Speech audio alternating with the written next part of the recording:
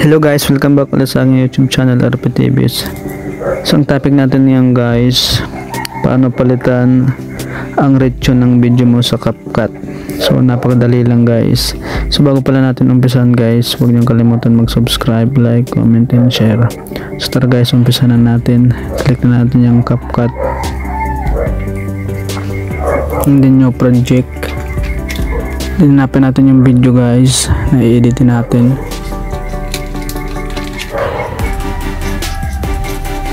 Ang click natin and then add. Ayan. So try natin i-play.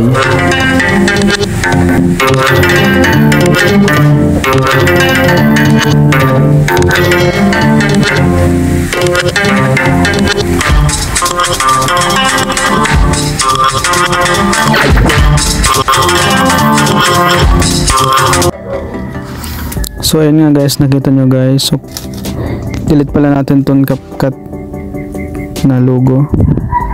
Click natin yan and then delete. Ayan.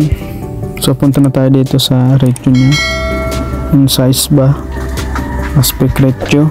Click natin yan. Ayan, ayan yung mga ano nya guys, mga size nya, mga ratio.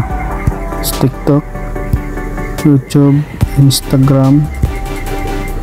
Ayan, ayan, ayan.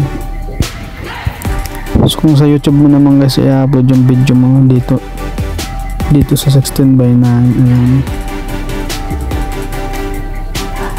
Pwede mong i-zoom in yan guys. Ayan. Pero sobrang laki na. Ayan. Try natin i-play. Ayan.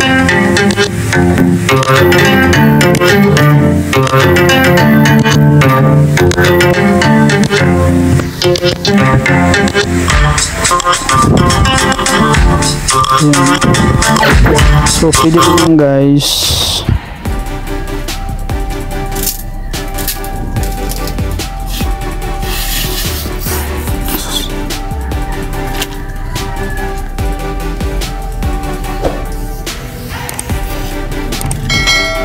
So pwede namang gayang guys, lagyan nyo na lang ng background video.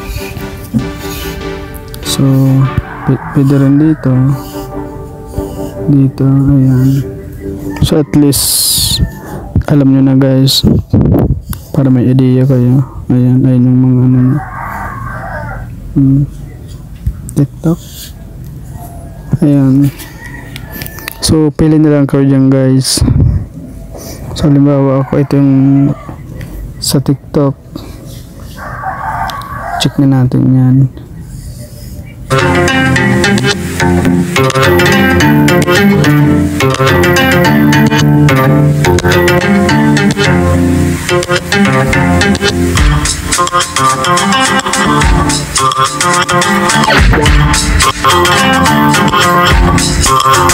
So ayan guys.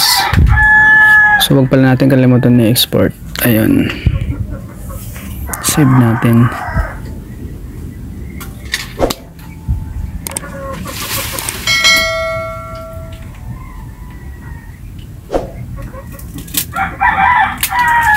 So hanggang dito na lang guys. Thanks for watching.